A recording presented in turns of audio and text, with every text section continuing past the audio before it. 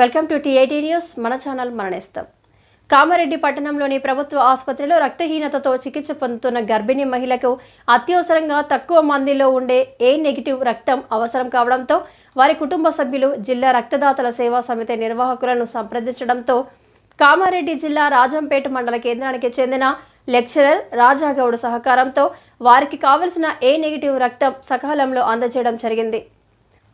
ఈ సందర్భంగా రక్తదాత మాట్లాడుతూ యువకులు ప్రతి 3 నెలలకు ఒకసారి రక్తదానం చేసేందుకు ముందుకు రావాలని కోరారు. ఈ సందర్భంగా రక్తదాతకు జిల్లా రక్తదాతల సేవా సమితి నిర్వాహకులు బోనగిరి శివకుమార్, ముదాం శ్రీధర్ పటేల్ కృతజ్ఞతలు తెలిపారు. ఈ కార్యక్రమంలో Jangam Naresh, Srikanth, Sai Vishnu, KBS blood centre ప్రతినిధులు పాల్గొన్నారు.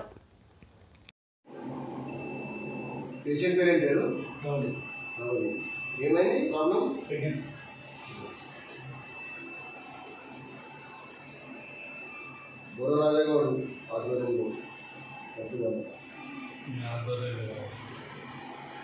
ఎమర్జెన్సీ ఉన్న పేషెంట్ అత్యవసరం బాగా ఎమర్జెన్సీ అందుకే అక్కడ ఎక్కడికి వచ్చింది